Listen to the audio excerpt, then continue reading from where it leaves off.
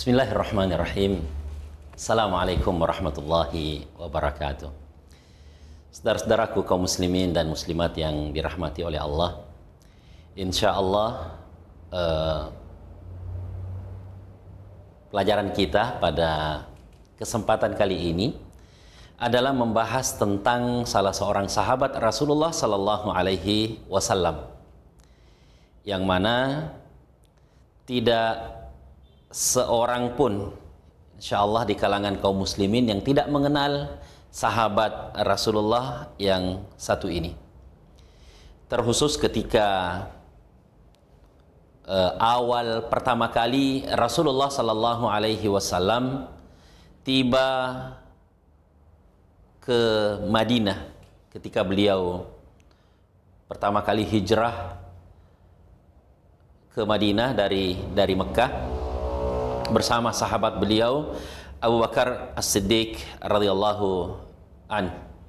Sahabat tersebut adalah sahabat Abu Ayyub Al-Ansari. Sahabat Abu Ayyub Al-Ansari, nama beliau adalah Khalid bin Zaid bin Kulaid dari Bani Najjar. Beliau memiliki kunyah dan beliau dikenal luas dengan kunyah ini, yaitu Abu Ayyub Al-Ansari. Nama beliau mencuat ketika pertama kali Rasulullah Sallallahu Alaihi Wasallam tiba di Madinah, yang ketika itu masih bernama Yathrib. Sebagaimana kita ketahui bahwa Rasulullah Sallallahu Alaihi Wasallam ketika tiba di Madinah, beliau menjadi rebutan orang-orang Madinah, di mana mereka semuanya sangat berharap bahwa Rasulullah Sallallahu Alaihi Wasallam mampir dan tinggal di rumah mereka. Di mana Rasulullah Sallallahu Alaihi Wasallam tentunya pertama kali tiba di Madinah belum memiliki rumah.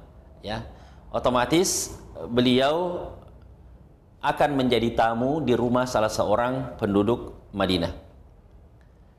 Sehingga ketika Rasulullah Sallallahu Alaihi Wasallam tiba di Madinah, penduduk Madinah yang ketika itu sudah memiliki jumlah yang sangat besar, karena didahului oleh Bai'at Al-Aqabah pertama dan kedua, dan telah memeluk Islam sudah di atas ratusan orang, lebih, bahkan sudah tidak ada rumah di Madinah kecuali sudah ada orang Islam di dalam rumah tersebut. Sehingga mereka berebutan ingin mendapat kehormatan dengan mampirnya atau tinggalnya Rasulullah Sallallahu Alaihi Wasallam di rumah mereka.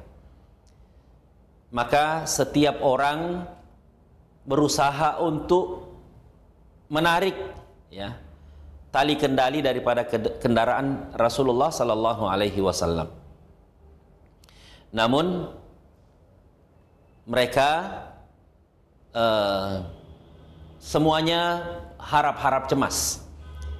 Setiap kali Rasulullah Sallallahu Alaihi Wasallam dengan kendaraannya melewati seseorang, maka kelihatan muncul kekecewaan di rona muka sahabat tersebut.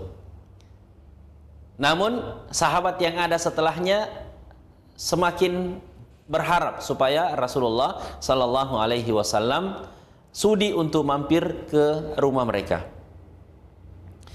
Melihat sahabat-sahabat Rasulullah Sallallahu Alaihi Wasallam berebutan supaya mendapatkan kehormatan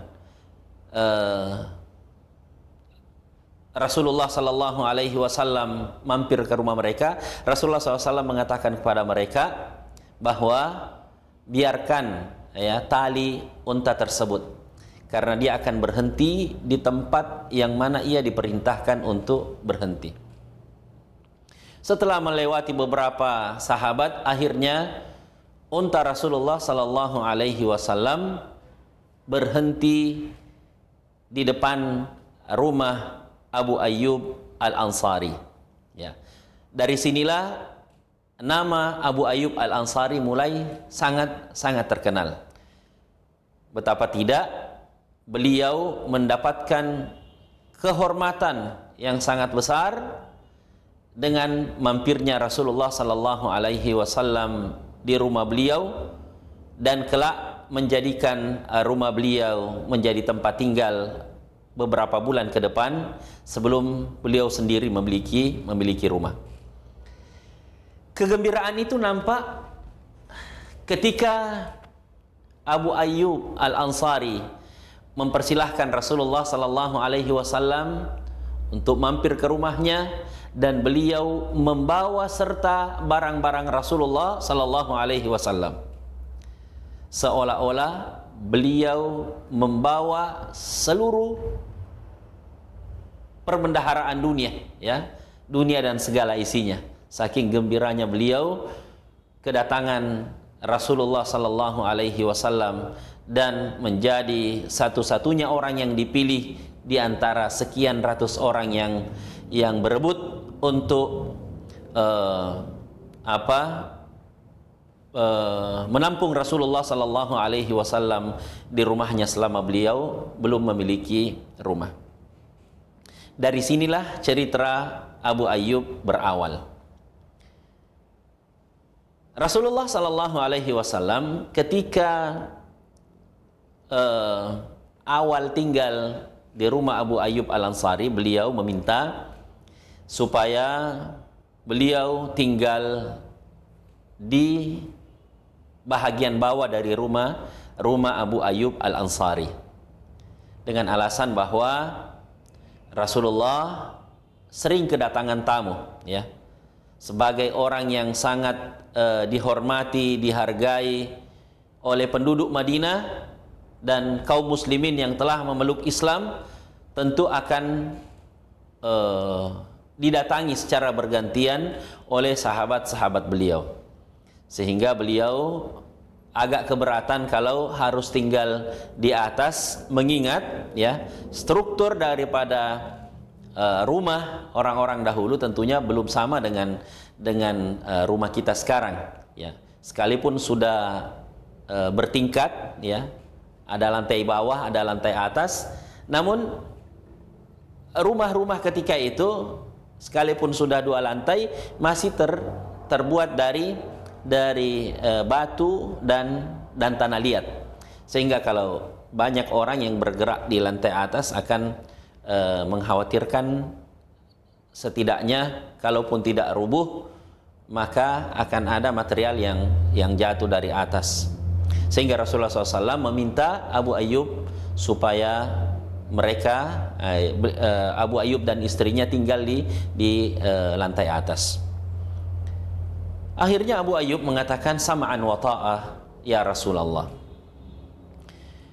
Di malam pertama Abu Ayyub, ya, dengan istrinya merasa kurang enak. Betapa tidak bahwa Rasulullah sallallahu alaihi wasallam seorang rasul, seorang nabi yang didatangi oleh wahyu, sementara mereka harus tinggal di lantai atas, sehingga tidak leluasa mereka untuk bergerak. Jadi mereka ketika bergerak sekitar pinggiran-pinggiran rumah mereka di lantai atas tersebut.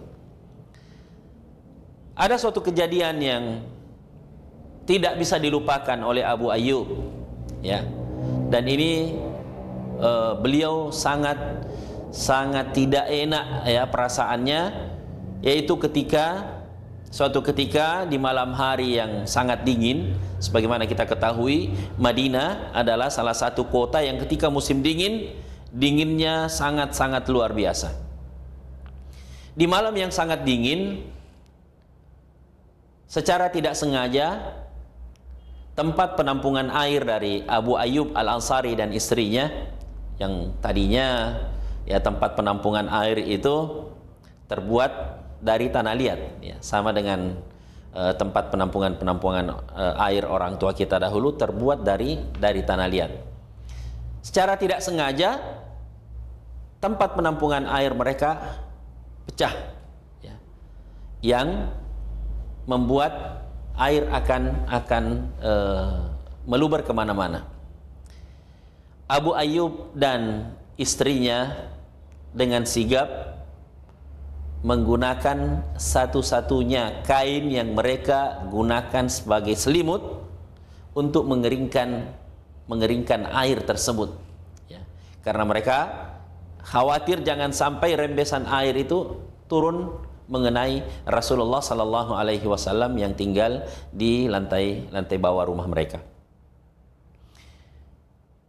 Sehingga setelah mereka mengeringkan air tersebut, mereka tidak memiliki selembar kain pun yang mereka bisa gunakan sebagai selimut untuk menjalani melewati dinginnya malam hari itu. Keesokan harinya mereka mendatangi Rasulullah sallallahu alaihi wasallam dan meminta dengan hormat Rasulullah supaya sudi kiranya untuk tinggal di lantai atas dengan berbagai alasan yang telah disebutkan tadi.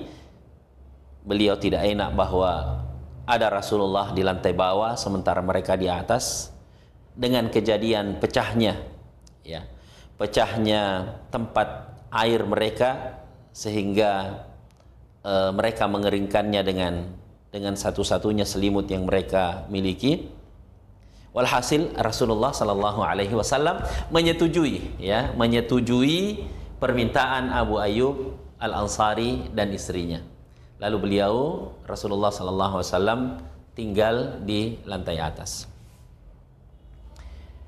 Sampai kurang lebih 7 bulan Rasulullah tinggal di rumah Abu Ayyub Al-Ansari dan telah menganggap rumah Abu Ayyub Al-Ansari itu sebagai rumah beliau, dan Abu Ayyub Al-Ansari seperti keluarga beliau.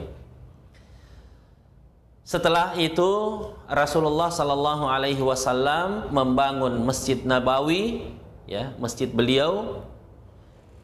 Kemudian beliau mendirikan rumah di samping masjid beliau yang saat ini sudah bekas tempat atau rumah Rasulullah SAW tersebut sudah menjadi bagian dari Masjid Nabawi, ya.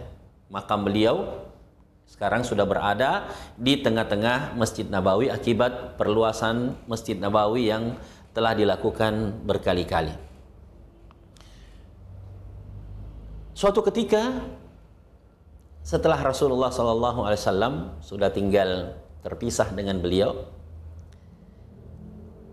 sahabat Abu Bakar As-Siddiq suatu hari keluar meninggalkan rumah karena merasa kelaparan.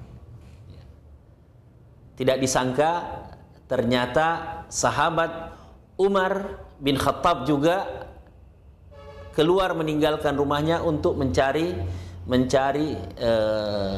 makanan yang bisa mengganjal perutnya. Namun juga tidak disangka bahwa Rasulullah sallallahu alaihi wasallam juga keluar dari rumah beliau mencari makanan yang bisa mengganjal perut beliau yang sangat kelaparan.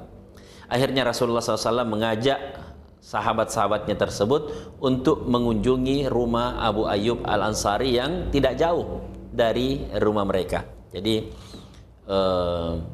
kalau posisi Masjid Nabawi sekarang, ya, dari bahagian tempat imam kurang lebih beberapa meter di depan mihrab imam, disitulah rumah Abu Ayyub Al-Ansari yang sekarang sudah tidak kelihatan bekasnya sama sekali. Pada tahun 90-an kira-kira masih ada bekas-bekas dari rumah sahabat Abu Ayyub Al-Ansari tersebut.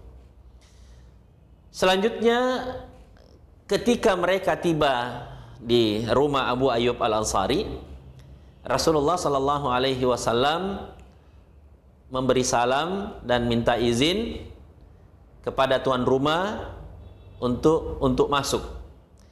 Ternyata yang keluar adalah istri Abu Ayyub Al-Ansari. Rasulullah bertanya, "Aina Abu Ayyub? Mana Abu Ayyub?" Ya. Abu Ayyub ternyata sementara menyiapkan makanan untuk keluarganya. Merupakan suatu hal yang merupakan kebiasaan Abu Ayyub Al-Ansari adalah setiap hari beliau menyiapkan makanan khusus untuk Rasulullah sallallahu alaihi wasallam. Ya, jangan-jangan Rasulullah datang berkunjung atau jangan-jangan Rasulullah kelaparan, ya. Beliau akan mengantarkan makanan itu kepada Rasulullah SAW. Dan ketika Rasulullah SAW tidak datang, ya, maka barulah beliau memberi makan keluarga dari makanan yang ia siapkan tersebut. Namun siang itu beliau merasakan suatu surprise bahwa Rasulullah sallallahu alaihi wasallam datang dengan sahabat-sahabat dekat beliau. Ada Abu Bakar, ada Umar radhiyallahu anhum ajma'in. Dan Rasulullah sallallahu alaihi wasallam terus terang kepada Abu Ayyub bahwa teman-teman ini datang dalam keadaan kelaparan. Jadi Abu Ayyub akhirnya mengatakan, "Ya Rasulullah, mohon izin sebentar, saya akan memanen kurma dari pohon kurma." Lalu Abu Ayyub memotong tangkai di mana buah kurma itu dalam satu tangkai ada yang sudah kering, ada yang masih basah, ada yang masih mentah, ya. Abu Ayyub memotongnya secara keseluruhan. Biasanya kan dipilih. Kali ini Abu Ayyub memotong. Rasulullah menegur, "Wahai Abu Ayyub, kenapa engkau potong tandang buah kurma secara keseluruhan, ya? Setidaknya kamu pilih aja yang sudah tua atau yang sudah masak untuk kita konsumsi." Abu Ayyub mengatakan, "Tidak masalah ya Rasulullah, ya. Dengan demikian Anda bisa menikmati tamar, ya, buah yang sudah kering. Anda juga bisa menikmati rutab. Anda juga bisa menikmati yang lebih mudah lagi." Ya. Kemudian setelah itu Abu Ayyub menyembelih kambing untuk menjamu tamu-tamu mulia beliau dan meminta kepada istrinya untuk segera membuatkan roti buat mereka. Setelah santap siang, Rasulullah sallallahu alaihi wasallam mengucapkan hamdalah, ya, rasa syukur kepada Allah Subhanahu wa taala bahwa Allah lah yang telah mengaruniakan kepada mereka rezeki siang hari itu.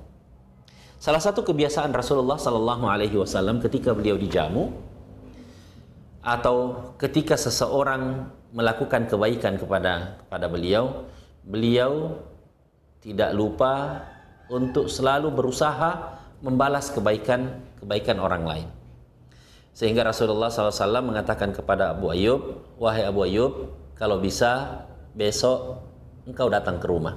Ya, ini Rasulullah SAW berpikir bagaimana membalas kebaikan Abu Ayyub.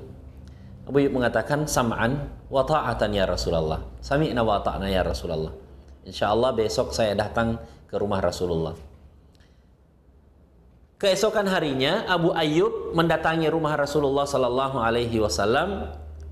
Ternyata Rasulullah sallallahu alaihi wasallam telah menyiapkan hadiah istimewa buat Abu Ayyub Al-Ansari, yaitu seorang budak, ya, yang dapat dijadikan sebagai pembantu rumah tangga di rumah Abu Ayyub Al-Ansari. Ya, di zaman itu masih ada yang namanya perbudakan, ya. Dan dalam Islam, ya, secara perlahan dan pasti Islam berusaha menghapuskan perbudakan dari masa ke masa, sehingga alhamdulillah saat ini kita sudah tidak menemukan lagi yang namanya perbudakan, karena Islam menyiapkan ganjaran yang sangat besar bagi orang yang memerdekakan budak. Lalu Rasulullah SAW berpesan kepada Abu Ayyub Al-Ansari, wahai Aba Ayyub, ya Aba Ayyub, ya, istausi biha khairan, perlakukan budak ini dengan baik, karena budak ini selama berada di rumah kami tidak pernah melihat hal-hal yang mengecewakan. Akhirnya Abu Ayyub membawa budak tersebut ke rumahnya dan menyampaikan kepada istrinya bahwa Rasulullah menghadiahkan kepada kita seorang budak, ya. Dan beliau berpesan supaya kita berbuat baik terhadap budak tersebut. Namun kedua suami istri ini, ya, sepasang suami istri ini setelah berpikir-pikir kira-kira bagaimana caranya berbuat baik terhadap budak ini sebagaimana pesan Rasulullah Sallallahu Alaihi Wasallam. Dan ternyata akhirnya mereka sepakat cara terbaik untuk melaksanakan pesan Rasulullah SAW adalah memerdekakan budak tersebut. Ya. Ini sekelumit cerita tentang Abu Ayyub dengan Rasulullah Sallallahu Alaihi Wasallam dan suasana dalam rumah tangga beliau. Adapun tentang peperangan, Abu Ayyub radhiyallahu anhu adalah seorang pemberani. Hampir tidak ada peperangan yang terjadi selama beliau hidup kecuali beliau ada dan ikut dalam peperangan tersebut, ya. Jadi dari semenjak Rasulullah Shallallahu Alaihi Wasallam masih hidup, beliau senantiasa mengikuti peperangan, ya. Sampai meninggalnya Rasulullah pada masa Khalifah Abu Bakar, pada masa Khalifah Umar, pada masa Khalifah Utsman bin Affan dan masa Khalifah Ali bin Abi Thalib, beliau senantiasa ikut dalam peperangan. Ketika umur beliau sudah menginjak 80-an tahun, ya, sudah 80 tahun, itu umur yang sudah sangat sepuh, ya. Karena Rasulullah Sallallahu Alaihi Wasallam biasa mengingatkan bahwa setiap umat itu punya masa panen. Masa panennya umat itu antara 60 sampai 70 tahun. Abu Ayyub Al-Ansari di zaman pemerintahan Khalifah Muawiyah bin Abi Sufyan, umur beliau sudah kurang lebih 80-an tahun. Namun ketika Muawiyah berencana untuk menaklukkan Konstantinopel yang hari ini adalah kota Istanbul. Jadi upaya penaklukan kota Istanbul itu sudah ada semenjak zaman sahabat Rasulullah Sallallahu Alaihi Wasallam, Muawiyah bin Abi Sufyan, yang mana untuk sampai ke Konstantinopel ketika itu mereka harus menggunakan armada laut, ya. Jadi di zaman itulah kaum muslimin sudah memiliki armada laut demi kepentingan penaklukan di zaman itu. Alhasil Abu Ayyub Al-Ansari ikut serta di dalam pasukan Muawiyah bin Abi Sufyan untuk menaklukkan kota Konstantinopel ketika itu. Di tengah perjalanan, ya, setelah mereka sudah mendarat di dataran Konstantinopel, Abu Ayyub Al-Ansari yang sudah menginjak usia 80-an tahun ternyata ditimpa penyakit, ya, yang semakin hari semakin memburuk penyakit beliau. Suatu ketika Muawiyah bin Abi Sufyan mendatangi beliau. Wahai sahabat Rasulullah, ya, kelihatannya semakin parah, mungkin Anda berwasiat, ya, suatu wasiat untuk kami semua. Beliau mengatakan, saya memiliki satu wasiat, yaitu berusahalah untuk maju sejauh mungkin ke arah benteng musuh. Dan ada satu permohonan saya, apabila kalian sudah sampai di pagar Konstantinopel, ya, di bawah pagar benteng Konstantinopel, dan apabila saya meninggal, tolong dikuburkan di bawah pagar Konstantinopel tersebut. Dan akhirnya ternyata betul-betul ajal beliau, ya, menjemput di tempat itu, dan Muawiyah bin Abi Sufyan radhiyallahu anhu beserta para tentara melaksanakan wasiat Abu Ayyub Al-Ansari, mengantarkan beliau sampai ke kaki benteng daripada Konstantinopel yang sangat kokoh itu, dan beliau dikuburkan dengan tenang di tempat tersebut. Rahimallahu Aba Ayyub Al-Ansari, sahabat Rasulullah sallallahu alaihi wasallam yang telah mendapatkan kemuliaan dengan tinggalnya Rasulullah sallallahu alaihi wasallam di rumah beliau beberapa bulan, menyertai Rasulullah sallallahu alaihi wasallam dalam perjuangan Rasulullah sallallahu alaihi wasallam dalam keadaan damai ataupun dalam keadaan perang, dan beliau telah memperlihatkan kesetiaan beliau, akhirnya wafat di medan perang. Mudah-mudahan Allah Subhanahu wa taala mengumpulkan kita dengan beliau di surga Firdaus kelak. Aku qouli hadza. Wassalamualaikum warahmatullahi wabarakatuh.